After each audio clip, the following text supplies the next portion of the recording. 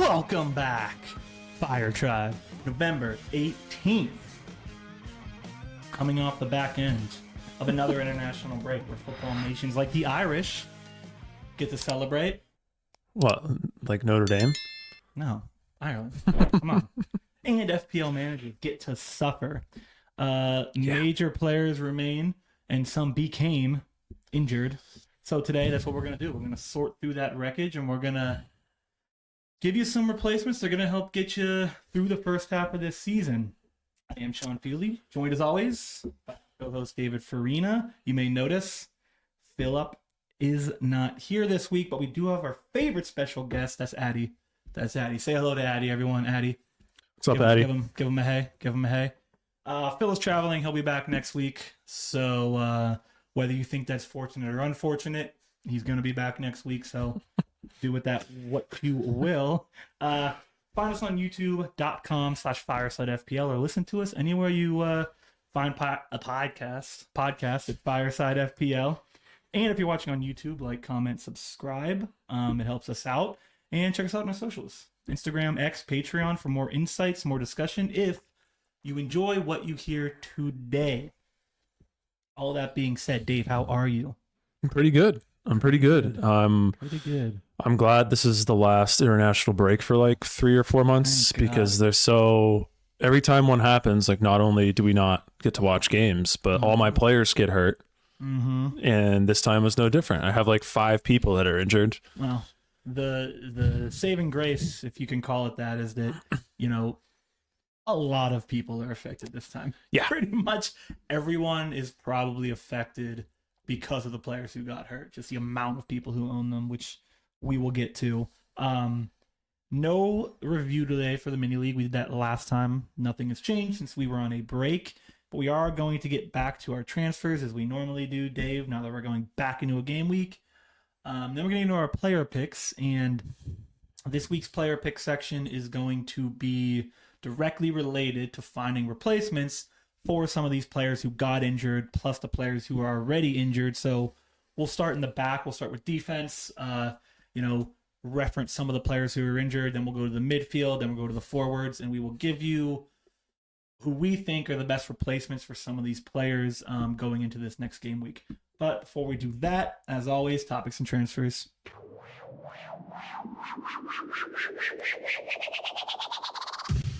It's time for topics and transfers. Ooh, I'll tell you, man, that's a big breath I got to take there. Yeah, that was a lot of talking at the start. A lot of talking for you. I gotta find a way to cut that down a little bit.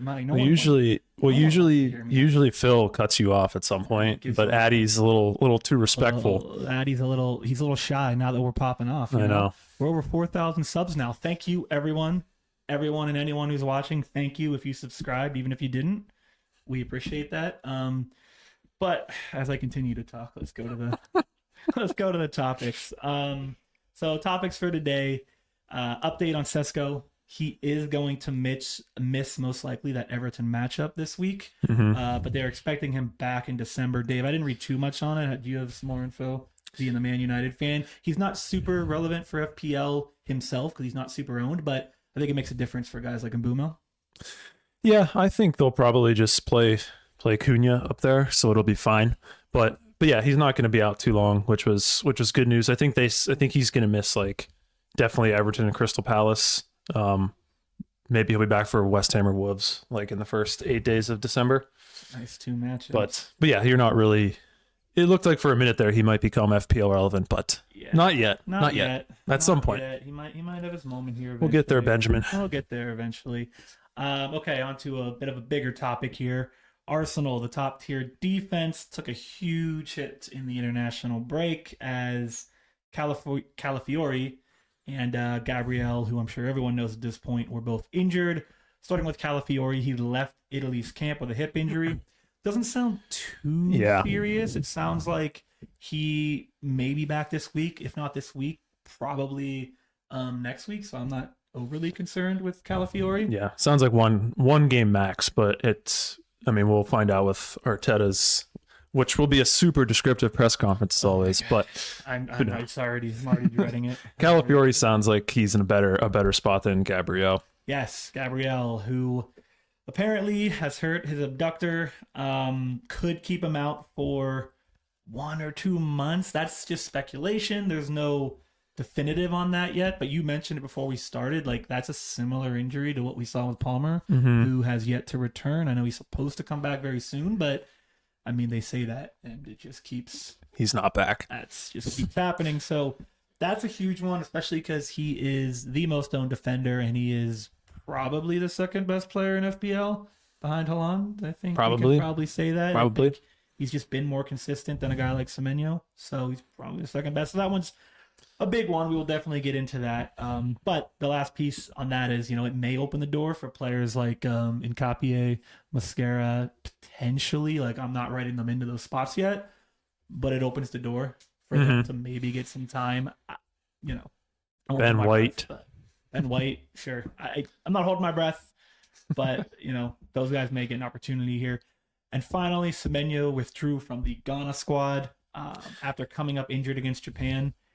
They said the Ghana team said he re-aggravated his previous ligament injuries Ankles. around his ankle and shin. So I'm no doctor.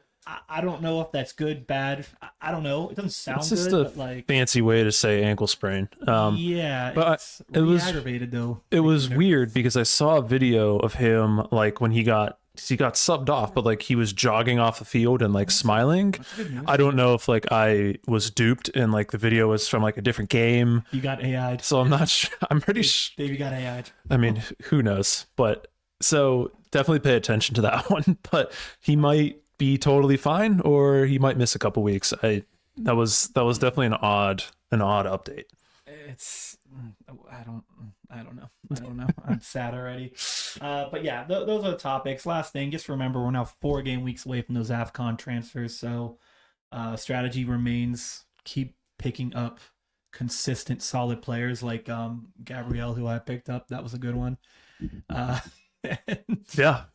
He's gonna play a lot of games Yeah, here. he's gonna do really well for me. A lot of points. So, but yeah, those transfers are coming. Those 5 free transfers. So make sure you're starting to build out your roster now with the transfers you have to lead you into second half of the season. All right, Dave, transfers. I'm done talking.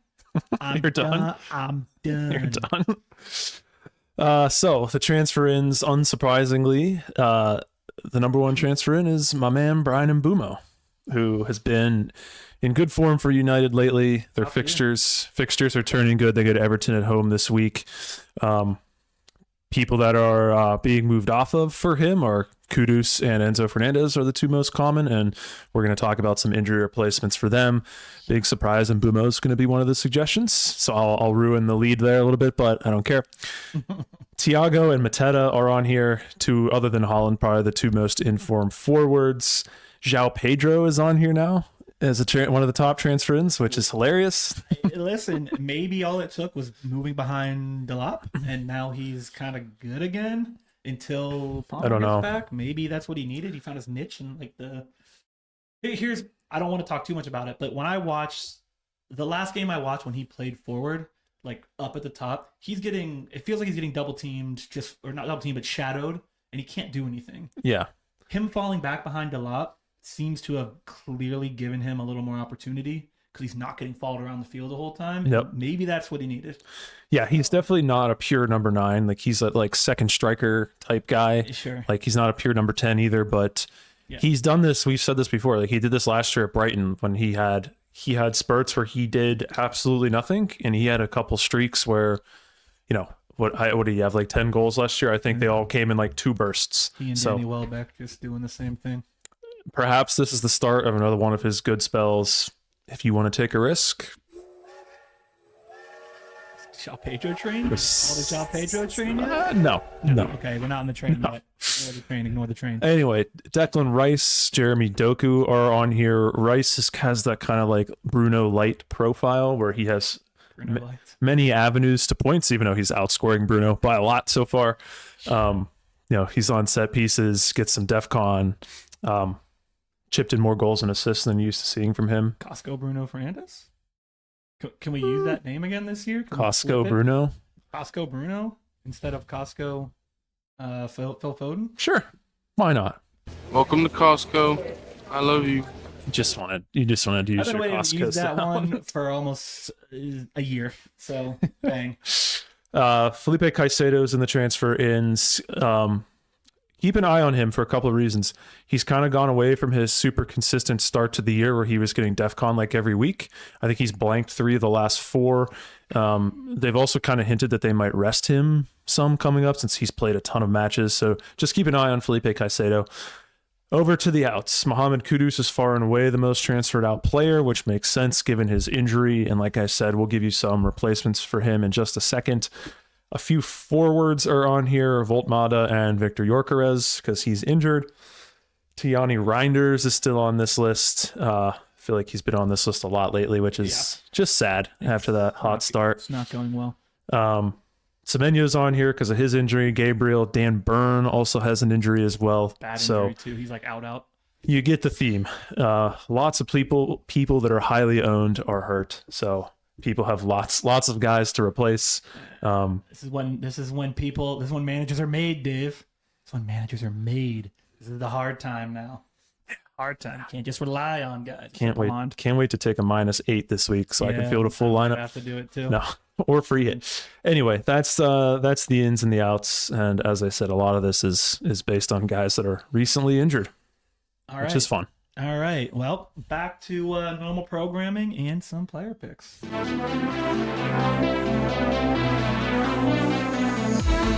Player picks of the week.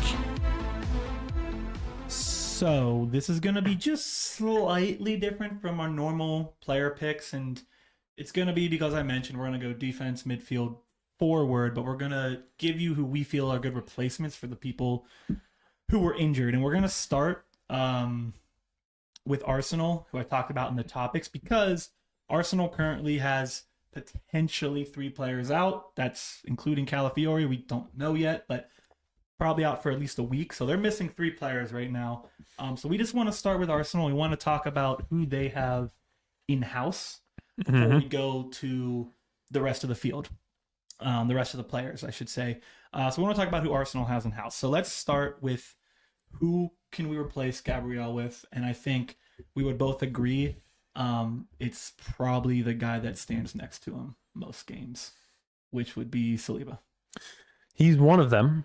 I think, yes, there's more, but I think let's start here because I'm sure he's going to be the most brought in considering, 1, same position, 2, he actually finished better than Gabriel last season by 3 points, if you remember. He was actually very good, but Saliba, 11% owned right now. I checked his ownership. It has not gone up yet. It's actually gone down for the last few weeks, so I haven't seen any upticks yet. Maybe people are waiting to see how bad the Gabriel injury is, but, we're kind of getting close now. So 6 million, also an expensive defender. We knew that would be the case. But I mentioned last season, he finished 10th amongst defenders, 3 points ahead of Gabriel. So he was really good last season, but he only had 2 goals. Both of them were header goals. And he's not going to give you the forward potential that you got with Gabriel. That's what I was going to say. Knows. Yeah. He to me, all the Arsenal players are expensive because they're getting the effect of being on the best team. You're picking him for shutouts. You're not picking him for offense. So it's like he doesn't get DEFCON either. He only got it once, and that was in the first game of the season. So yeah, he's pretty much just a straight clean sheet play. Right. You're gonna do that. I think the best in-house replacement is Timber. Well, before let's talk about him. I only didn't put him on my list because I think the assumption is he's just his own beast and player. He's already so owned that I don't even think I would consider him 26%. Right. We could talk about him as a replacement. I mean, of course, you are correct. There's not a lot to say. It's everybody was doing the double Arsenal strategy. So if you don't have Timber, and you had Gabriel, he's probably the most obvious replacement. I would be interested in him over Saliba. I would too. It gives you more goal threat. He also doesn't really get DEFCON. But those are probably the two most direct replacements for Gabriel. I don't think I would go with Mosquera, to be honest. I mean, he's young, he's interesting, but again, he's the exact same thing as Saliba in the way that you're not getting offensive ability with him. He's interesting. The fact that he's 0.2% owned, 5.4 million, so you save a little, but like, again, it's a clean sheet. You're just going for clean sheets there, and is he going to get 90 minutes every game? Because the other guy that, I mean, technically we need to mention is Calafiori, right? He is going to be out for a game, but if Gabriel's out long term, Calafiori has stepped into the center back role for this team before. Now, is he great at it? I mean, I don't know, yes or no, but I mean, if he moves in there, he's probably a good option. I mean, I think he loses that offensive ability if he moves to center back, but again, we're just talking clean sheet potential, so he could. I think my worry is if you're not getting Saliba or Timber, anyone else, like we could even mention Nkapie here, right? He hasn't played any minutes, but for Leverkusen, he played center back in a back three. He also plays outside back, I believe, with Ecuador. That's how they line up. I think he plays out there. He had 2 goals, I think 2 assists for Leverkusen last year. He's all over the field. I just don't know if any 3 of these guys will get the 90. If Calafiori moves inside, like, will he get 90 minutes? I don't know. I think he'll probably have to. If he moves to center back. I think if he stays at left back, that brings like Miles Lewis Skelly into this. You all right down there? I'm all right. I realize now that my charger wasn't plugged in, don't want the computer to die. That's the second week in a row I did that. So unprofessional. Continue, Lewis Skelly. Yeah, he's the only other one I would consider, but a lot of it depends on how long Gabriel and Calafiori are out, which we're not going to know till Friday. If they're both out for more than a week, then I think Lewis Skelly becomes pretty interesting because I think he'll play Mosquera and Saliba, and somebody has to play left back, so it'll probably be Lewis Skelly. So pay attention to that press conference. But I think if Calafiori only misses a game, or if he's even back this week, I think he starts at left back, and you just see Mosquera in the middle. So moral of the story, I think from what we've said here, we talked about most of the players that can be options. I think Timber, I assume most people understand he's the second best defender on this team right now. So, if you don't have him and you want to get him, that's the guy. But Saliba would be the next option. He's probably the only other one I would go with, because I think if Gabriel's out long term, every other defender on this team is now minutes unknown. Even Calafiori, if he has to move around positions. So I don't want anyone that's not getting 90 minutes. But the other question that I have for you is, do we even trust Arsenal's defense the same way we did now? They just lost their best player, potentially the best defender on earth at the moment. And do I even want to go buy more Arsenal players if they aren't going to get shutouts? I know the schedule is pretty good, but Sunderland looked good against them. I mean, Sunderland's a good team, I think, but do we trust them to continue the shutout record here? Yeah, I think that's a better question. I think I still definitely want one of them. If you have Raya, I think you probably stick with him. I do.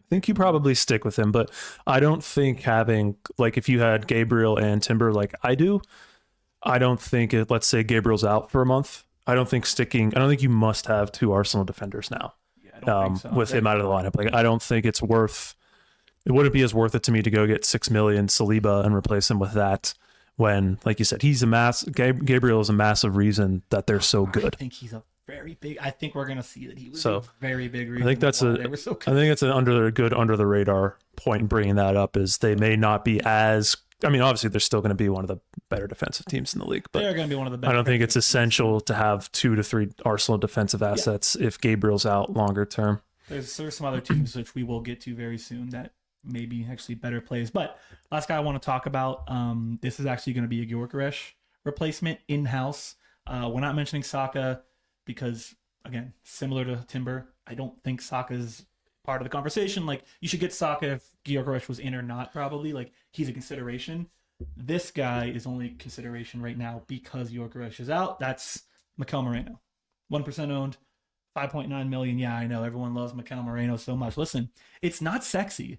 It's not, his numbers are not sexy. You're not excited to put Mikel Moreno in your lineup, but let's be honest. Every time this guy has to come in for Arsenal and pinches, like, he, for the most part, he performs. He had 2 goals in their UCL match. He had an assist. I don't know if it was last week or the week before. I think it was against City, maybe. No, I don't remember off the top of my head. But Yeah, point is, he had an assist in one of their last 2 games. Like, we like midfielders that play forward. midfielders that play forward, if you believe in the defense still, okay, now you're getting a piece of a shutout as well, right? I picked him It's up on a interesting. free hit. He was the best player on my free hit team last week. That's not good, it's by the not way. good. But he That's was not the good. best player. Oh, okay, so he definitely had an assist last week because He did. He had the 5 points, I remember now. But he has 1 goal, 1 assist this season. But again, he's not played all that much. I think he's a cheap option, and if you're looking for a cheap, again, the big thing is you got to know how long Gyökeres is out. If Gyökeres is out for 1-2 weeks, don't get Mikel Moreno because you're just gonna, like, he's not even gonna be relevant the second Gyökeres is back. He might get 25 minutes max in a game, and you don't want that on your team. So if it's like 2 more games for Gyökeres, don't get Moreno. But if we're talking 3-4 games for Gyökeres, like, you get a whole month out of Moreno, cheap in the midfield. I like it. Yeah, I'm interested. I don't hate it. I'm interested. Don't hate it. Okay. That's enough talk on Arsenal. I think we've kind of talked ad nauseum of the options. So now let's go into the defensive replacements. Specifically, when we came up with our replacements, we were kind of looking at Gabriel, 6.6 million, 81 points in the season. Dan Burn, 5.2 mil, 48 points on the season. And Mark Gahey, 5.1 mil, 64 points in the season. These are the 3 defenders that we feel are probably the biggest outs right now, and these are the guys that we're looking to find replacements for. So, Yeah. Dave, go ahead and start. Who'd you bring to the table? Well, I want to do Gabriel replacements first, and these are going to be guys that are like in a similar price range as him.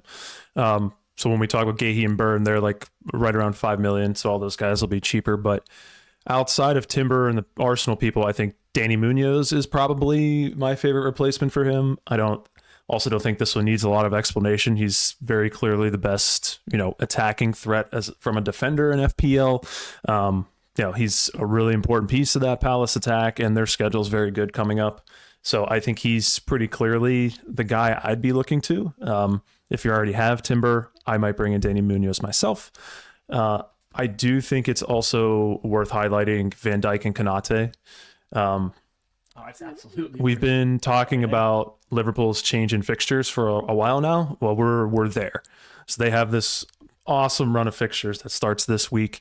Van Dijk is he's always a goal threat. He's done really well on the DEFCON so far this year. But it's interesting. Konate is obviously about 500,000 cheaper, and he's only 2% owned. He's gotten DEFCON in 5 of his last 7 games, and he actually has a slightly higher expected goal involvements than Van Dijk so far this year. So do with that what you will. But if you can't afford Van Dijk, Konate is a cheaper way to get into that Liverpool defense with their great schedule. They also get Alisson. Probably will get Alisson back in goal this week, which should help them a little bit as well. Yeah. I mean, before you even gave me the underlying numbers there on Van Dijk versus Konate, same thing as last season for me. I'm probably just in on Konate, mainly on price. Mm-hmm. Like, again, anytime I talk about center backs, if I'm looking at a team, I generally go with the cheaper guy because unless you're Gabriel, right? You're probably playing for shutouts. So what's the point of picking a more expensive guy to maybe get a goal off a free kick, off a set piece, a corner? So I tend to go that route. So Konate for me would have been the option anyways. Obviously Van Dijk, we know who he is, but I'm a Konate guy, and I believe. Let me look it up just to make sure. I mean, I believe Konate is not losing any minutes here. I think he's been playing 90. Playing 90 every game. Yeah, so you're getting the same minutes total. So Konate is the guy I would go with. That's just my personal opinion. Always trying to save some money. As far as other guys that are around that price range, I'm not really interested in like a Mark Cucurella. I'm not really interested in Pedro Porro. Nope. I could see using Guardiola, Ruben Diaz for Man City because their schedule is also fantastic for like the next 10 weeks. Yeah. They're just mainly clean sheet plays as well. I need to see City a little more before I start buying into the defense. They've been looking okay. They've been good defensively for a while, but he doesn't offer you. Guardiola's not offering the same attacking threat he did last year. He's not really getting DEFCON. They have a new guy for that. For what? For offensive. Oh, I'm going to mention him. I figured you were. That's why I'm not really going for Guardiola, Ruben Diaz, because there's two other guys on the City defense that I like better. But those guys, since they're cheaper, are more Gahey, Dan Burn replacements. I don't really have any other. I think the two Liverpool guys, Munoz, Timber, I think those are the replacements for Gabriel. Munoz would be number one for me, just to make that clear. 2,000 years later. Dude's been talking for the first 20 minutes of this episode. That's why I did it. That's why I did it. Okay, that's all right. So then you want to move on to the Gahey Dan Burn replacements, because I think those two, the players you're picking for these guys, they're pretty much the same price here. So whoever we pick for both of these kind of go together. Mm-hmm. Let me give a guy that I'm interested in that I know you're just gonna hate. Just gonna hate it, but that's okay. All right. Well, it depends who it is. Well, that's my boy. My boy. Well, not really my boy, but now he's my boy. That's Matty Cash. You were right. You were right about me hating it. You're not a fan of it? You're not a fan? I don't think it's dumb, but go ahead. All right, well, Matty Cash. Look, he's not really a name that's come across a lot this season, but he's actually been having a pretty solid season considering the fact that Aston Villa was so freaking horrible to start the year. I don't remember how many games in a row did they not get a goal. Was it 4? I think it was 4 or 5. I think it was 4. 4. The point being is they started horrible, but clean sheet wise they have 4. That's tied for third, and they've only given up 10 goals, tied for fourth. Like defensively, they're not actually that bad. It's tough to tell with how bad the team was. I think they just everyone got so down on them, but he's tied for third in goals for defense. He's got 3. Villa has 2 clean sheets in their last 3 games, so they seem to be coming around a little bit. They're about to go up against Leeds away, Wolves home, Brighton away. 2 of those teams are in the bottom 3 for goals for this year. So goal scoring threat not so great for those 2 of those next. They get West Ham in game week 16 too. Mm-hmm. And then they have a tough Arsenal matchup in game week 15, but to your point, then they get West Ham. So for the record, home, they're conceding 1 goal or less than 1 goal at home, which is like third best. And away, they're only conceding 1 goal, which is like fourth best. So the defense is very good for what it is, and he clearly has given you some offensive ability. So thoughts, Dave, because considering I don't you do not hate like it. This man. I'll take it back. I don't hate it, but you hate him. Is that what? I don't love him as a real life player, but that's beside the point. I don't hate it. I think there's just other guys I like better, but that is a sneaky recommendation. I think he's probably becoming less sneaky after his last few weeks. So I'm sure. Let's see. What is his ownership at currently? 5. Okay, so that's actually still really low if we look at it. Yeah. I'm curious if it's 5 or if he's okay. So yeah, it's kind of been hanging around. He's slightly going up recently in those ownership numbers. Okay. Yeah, that's kind of who I brought to the table though. That's probably my number 1 target if I have Burn or Gahey, and I do have Gahey. So depending on how bad his injury is, his injury might not be horrible, so I may hold on to him because I got to get rid of Gabriel. Mm-hmm. But others out there who maybe want to get rid of Gahey, that's one of my top picks right now. I think my top one is the other 2 City defenders, Nico O'Reilly and Matheus Nunes. O'Reilly, to me, first of all, they both appear to be nailed on starters now. Because at the start of the year, it was Ait Nori and Kujanov, and Ait Nori got hurt, and Kujanov just stinks. He's so hyped on Nori, man. Yeah, I know. But so it appears that they're both solidified their spot in the starting 11. I mentioned City's great schedule. City's pretty much the second best defensive team after Arsenal. But O'Reilly has a goal and 2 assists in his last 4 games. And since he became a full-time starter in game week 4, only Gabriel has more points than him among defenders, which is pretty shocking to read. So he does give you a little bit of attacking and goal threat. He has the 3rd most shots amongst defenders. You know I love the touches in opponent's box stat. Only Munoz and Timber have more touches in the opponent's box than Nico O'Reilly. So he's probably my favorite. I also like Matheus Nunes as a differential. I think he's only like 2% owned. He doesn't quite have the underlying attacking numbers that O'Reilly has. But we know he's a skilled player going forward. Used to be a midfielder. So I like both of them. I have a few other guys. I mean, Mickey Van de Ven, you don't need me to explain that one. He's a cheaper goal threat, but he's really highly owned. Their schedule's not and Spurs defense hasn't been quite as good lately as it was at the start of the year. I also have him. Yeah. Well, you could replace him with Chris Richards or Lacroix from Crystal Palace. Well, I also have to replace Gahey and Gabriel. So I think you just need like a lot of defenders to. Yeah, I need a lot of things. I like both the Palace guys. They're both cheap, both owned, both have a chance for DEFCON every week. So a pretty safe floor with both of them.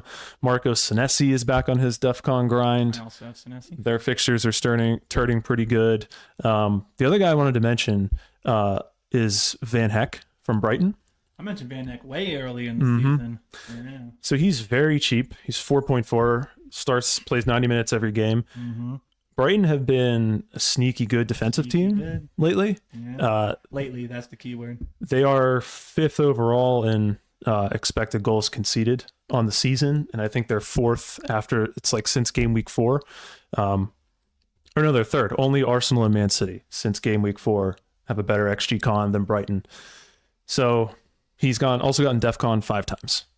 So if you need, you can save a little money too. If you come down off Gahey or Dan Burn to him, a nice, very low owned under the radar option. Yes. Love it.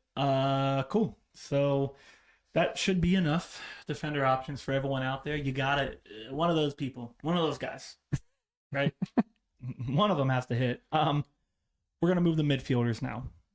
So the 3 players that we were looking at when we were looking for replacements were Semenyo, 8.1 million, 75 points. Kudus, 6.5 million, 45 points. Enzo, 6.7, 48 points. So similar to the defenders, you got one very highly priced top tier guy.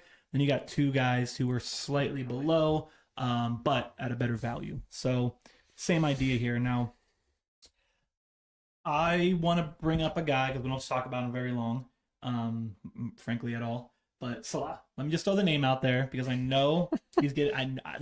I've heard of him. Yeah, I'm not breaking any news here. I get it. But it's worth throwing his name out there because while he has not lived up to what people thought he would, like we didn't know it was going to be this bad because I don't think we knew Liverpool was going to be this bad. But we said before the season, there's just no way he's going to go back and do what he just did. The numbers over the last 5 years, like his FPL numbers, just said it wasn't going to happen. And it's not happening. But despite that, like he's still pretty good. We know what he can do. He's still number 1 in expected goals, top 10 in expected assists. The price is obviously really bad, which makes it very difficult. But I think he's 5th in points. Yeah. He's still having a pretty good season. It's just the price. You're like, okay, I can't. You gotta be better. But the schedule, we mentioned it with Van Dijk and Konate. It's probably the best schedule right now of any team, considering that they are a pretty solid team too. Like he's probably going to score a decent amount of goals here. It's just, can you give up Haaland to put him in? And I think no. I still think Haaland, especially because Salah's going to AFCON. Yeah, it's still Haaland over Salah, but like if you somehow can find a way to like offload like a Saka and a Bruno or somebody and make it work, like if you can get Haaland and Salah until AFCON, I think Salah's gonna probably be really good. Forest, West Ham, Sunderland, Leeds. The schedule is pretty disgusting. Like, I mean, these are some of the worst defenses in the league. Like he probably, when's AFCON? 16? 16. So, yeah, his next 4 games then. Forest, West Ham, Sunderland, Leeds. He's gonna score some goals. Just FYI. Okay. We can move off of him though, because I don't really need to talk about him anymore. I don't think.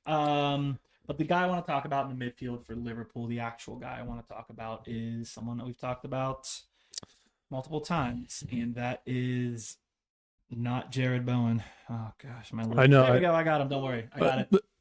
Sorry, I'm trying to get the visuals going here, man. Sure. Cody Gakpo. Sure. Cody Gakpo. He's your boy. He's my boy. A lot of people are going to disagree with this, but like, look at the midfield. Not interested in Gravenberch. While he does play 90 minutes, I don't think he's very good offensively. Szoboszlai, tried that. Also not great offensively. Will get 90 minutes. Wirtz is, I don't know what's going on with him. Gakpo's biggest holdback is the fact that he's only got 90 minutes in 6 games this season. And like Wirtz played in his position last week and he only got 35 minutes, which is just annoying. And he's the type of player who can't just come into a game. I feel like he really needs to like get on. He needs a run of games. He needs a run of games. And it's unfortunate, but like in the 6 games where he's played 90 minutes, he's averaging 0.42 expected goals. It's tied for 5th with Bruno. So like when he gets the 90 minutes, he's very dangerous. Again, the schedule, I feel like there has to be a way to get a piece of Liverpool, but it's so difficult because you can't afford Salah. You don't want Gravenberch. You don't want Szoboszlai. Isak's still not playing. Ekitike, for whatever reason, doesn't seem to get his 90 minutes all the time. So, like, I'm still on Gakpo. It's just hard knowing that he might not get 90 every week, but, like, he's probably the best option still somehow. I like it. I think he's a great combination of goal threat and creativity. And he's more affordable than Salah. Yeah. He's second behind Doku in expected assists among midfielders. He's taken the most total shots of any midfielder. Yeah. Interestingly, he's taken 27 shots. He's only put 5 shots on target, which is kind of insane. But I'm going to kind of flip this in a positive way because all he has to do is to start hitting the target a little bit more. Easy. And he's bound to score. I think he's got like 19 shots in the box. Why hasn't anyone told him that? So, yeah, I really like the Gakpo call. To replace any of the guys, Enzo, Kudus, Semenyo. He's one of my favorite options. I'm killing it today. Get some of that good Liverpool schedule. I'm killing it today. All right, Dave, you go ahead. Who'd you bring to the table here? Well, my favorite guy, I think, is Brian Mbeumo, which Fair. Is not surprising. United's fixtures are turning good. He's in form. He's been probably United's most consistent player. So especially if Semenyo ends up not playing, you should be able to get up to Mbeumo if you have some money in the bank, or you can make 2 transfers. After him, there's a lot of guys down around that like $6.5 million range that I think are really interesting. Speed round. Ismail Assar, he's the most goal threat on Palace after Mateta. Mm-hmm. He's been a little cold lately. He's still getting the big chances. I just feel like he's due for a return. Palace's schedule is good too. Yakuba Minte, one of my favorites. He's on my team. He's Brighton's in the opponent's box. number 1 amongst midfielders. Yeah. I was going to say that. He's know. 4th in expected assists. Declan Rice, who we mentioned earlier, the Bruno light profile, multiple ways to points for him. Iliman Ndiaye is my favorite option on Everton. He's also going to go to AFCON, same as Sarr, so be careful with that if you do end up buying him. But I was told Jack Grealish is really good again. Well, we did say his points were going to dry up, and we were right. We did say. But subscribe. Ndiaye's another one like Gakpo. He's both a goal and a creative threat. Sure. Him, by the way, he and Sarr also rested midweek for Senegal. They didn't play in their last game, so they should both be a little more fresh than usual. I have a couple differentials that I really like. Phil recommended Elliot Anderson a few weeks ago. Phil did. I think he's a really safe floor guy. Picked him up last week too. If you want that kind of guy for your midfield, basically gets DEFCON like every week. Yeah. I think Dominic Szoboszlai is interesting. I think he's been Liverpool's best player. I don't know if he quite has enough attacking threat for me. I tried it. That's why I'm down on him, because I tried it. It didn't work for me, and Hungary just got knocked out of the World Cup, which he's probably not super happy about. Yeah, but he is on set pieces. He is getting DEFCON a good bit as well. I think my favorite differential choice though is Jeremy Doku. He's only 5% owned. I do think he seems like he's City's first choice left winger now. Obviously, No, Pep could You do. never know. Pep's got all It's the. always a risk. If your name's not Haaland, you're just in the mix. But if you're just kind of looking at, this group of games between now and the start of AFCON, I think for 4 weeks, it's a worthy swing. Like I said, he leads all midfielders in expected assists. Somebody's got to get the ball to Haaland. Why can't it be Jeremy Doku? He's also good in my favorite touches in the opponent's box stat. He's second in that. He's got 5 big chances. So if you want a differential, City has a great schedule. Doku's probably my favorite differential. Yeah, I like that. Oh, wait. I have to be a homer real quick. Oh, God, here we go. You already said Mbumo. This guy is 1% owned, but Casemiro, Oh, get out of I here. just want to say Get lost. he's getting a lot of DEFCON. He's got 2 goals lately. We have great fixtures. I'm not going to do it, but I don't think it's crazy. This guy stinks. All right. Are we done? Just saying, we're done now. Are we done? We're done now. Oh, man, that was horrible. No, just kidding. All right, well, just listen. I can't let you stop on that note. So just roll right into the forwards for us because that was horrible. For the record, we're only looking to replace one forward. There's only really one major forward that's injured right now. I don't put Sesko in that group. It's Gyökeres, still technically injured. We don't know exactly when he's coming back, so we try to find Gyökeres replacements. Good news is he's the second most expensive forward, so basically you can choose whoever. Everyone. You want. Yeah, everyone except Haaland, you can basically choose. So go ahead. I think my favorite's Thiago. I think just because he's in form. Brentford are kind of an under the radar, good attacking team, especially at home. He gets Burnley and Leeds in 2 of his next 5. There is an Arsenal game in there, but yeah, I feel like he's still only 11% owned. I feel like that should be way higher. I feel like people are still not fully bought in, but I don't know So, what else he has to do. There are people with better fixtures like Danny Welbeck, but You're not bought in the Thiago. You're going to be bought in the Danny Welbeck. I'm going to go with the guy that's in form Yeah. over Welbeck in this case. But Yeah, I think that's fair. Yeah, like you said, it's the forward market, which it generally is like Haaland and everyone else. So Thiago, João Pedro, Waltamata to a lesser extent. Like there's a bunch of names. You kind of got to get lucky to a point. JP Mateta. But the guy that I like, the guy that I've backed for a couple weeks now because he's been on my team and I don't really know what to do, so I'm just going to continue to back him. It's Jared Bowen. Gerard Bowen. Look, to be clear, I just said there's other good options, but he is my favorite. I don't like the price on him. I didn't like it to start the season. I don't like it now. I think it's too much, but it is what it is. But listen, I'm backing Gerard Bowen. Despite my voice cracked a little bit. That's how passionate I am. Despite their place in the table, like West Ham is only 1 goal scored behind Crystal Palace this season, and we're talking about Sarr and JP Mateta like they're top tier options, and they are good, but like West Ham, we say, West Ham stinks. Well, they're right behind Crystal Palace in goals. So if we're talking those guys as threats, I think we have to consider Jared Bowen as a bit of a threat as well. But you have something you want to say before I go? no, go ahead. I was going to say, a lot of what I go on, though, I test. I have watched a lot of their games recently because I've had Jared Bowen, and I've now watched him blow a chance on the doorstep because he didn't shoot the ball fast enough. I watched him lose an assist because a toe was offside. Yeah, I was just going to say that. Yeah, I watched him lose an assist because the rebound didn't go correctly off the goalie, so he didn't get the assists off his shot. And then I've watched him have a few really nice shots the goalkeeper just made good saves on. Point is, he's all over the place. He's still the focal point on this team. He's still getting a lot of opportunities. Right now, he just feels kind of unlucky. He's second in attempted assists with 11, but only has 1 return. Third in expected assists for midfielders. Third in total shots, 26, but he's 12th in goals. Yeah. So I don't know. Aston Villa has 6 goals in their last 2 games, by the way, and they get Bournemouth next game. West Ham. I thought they got Bournemouth next game. No, they do. Oh yeah. He plays for West Ham. What did I say? You said Villa. Aston Villa. Sorry. Same colors. West Ham has had 6 goals in their last 2 games. They get have. Bournemouth next game, who's conceded 10 times in their last 4 games. They have. Yeah, and then they get 3 tough games. But Paqueta's also injured at the moment. We'll see if he plays or not. But Suspended. Oh, is he suspended? Is that what it is? So Bowen is definitely going to start up front. And he's going to get all the looks. So think about it. That's all I got. No, I got to back my boy.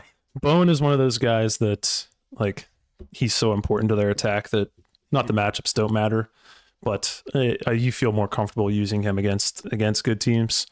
But I like that. I like Thiago. If you want to play João Pedro Roulette, be my guest. Go for it. I don't. Same with Danny Welbeck. Danny Welbeck at least has a really good schedule, and Brighton are playing well.